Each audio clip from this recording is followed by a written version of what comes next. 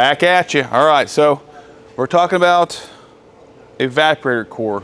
We got one that's leaking, and when you always price out the evaporator cores or heater cores, people always like, oh, why so much? Well, we're going to show you why, give you a visual why this stuff costs so much. It's all really labor intensive, and then the parts are a little bit on this B&W as well, but this evaporator core is leaking refrigerant. It's got a pretty slow leak, but it's been leaking out the refrigerant out of this evaporator core because it's not sealed properly, so it's leaking out of the fins right here.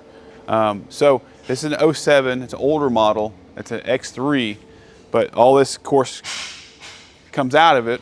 There's the dash panel, the bar, the dash bar, and then there's some other stuff on the other side also. But take a look at here. This lives inside of an HVAC box, which Nick has over there. But as you can see here, we're going to vacuum all that up. We're going to make it looking nice and clean when we're done with it. But as you can see, it's a lot of work. I mean, it's all labor. And also, you know, you can just imagine how many things can go wrong on a dash pull. On this B&W, you can see through the actual into the interior from the engine bay. It's pretty wild. But yeah, on these dash pulls, they're labor intensive. You don't want to rush a guy, you want to take his time. So it's critical that the components go back exactly the way they were taken off. Nothing breaks. You're dealing with plastic, so as this vehicle's age, you're going to have something that's going to crumble. The trim around the cluster was in really poor shape. It was really brittle. Nick had a hard time getting out of there. It did crumble in several spots, but when it has sun damage or the heat damage, that stuff, it's a highly likely thing's going to happen. There's going to be some damage to the dash. You try to avoid it going slow, using the right tools and stuff. But as a customer, be aware of that. I mean, stuff is plastic. You're pulling on and tugging it because it's got clips on the back.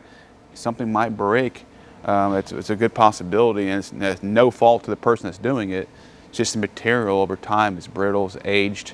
So you do your best as a technician to be careful and not to do that, but some things are unavoidable, you know. So, but yeah, you want to make sure everything goes back in the correct position, the sensors and all that get plugged in, the wiring's correctly installed. It can happen where wires can get plugged in 3 different connectors. You're like, oh crap. So always pay attention when you're removing this stuff so everything goes back in the proper area and all the connectors get connected to the proper connector. Man, we had an Audi back last summer where we made that mistake at the shop where there was like 6 connectors exactly the same. Somehow we got a couple crossed and we put it all back together and the HVAC unit would not power up. We had to take it all the way back off. So man, and of course we eat that as a shop. We have to, you know, the job's not done. So that's why it's critical, especially when you're doing dash pulls, to take your time, mark everything, because when it goes wrong, it's not good. It's the technician's time involved, the shop's time involved. It takes a lot of time, and the customer wants their stuff back, so you delay that process. So it's a pretty big ordeal, but I always like to bring in for stuff like this because this is stuff you guys don't get to see.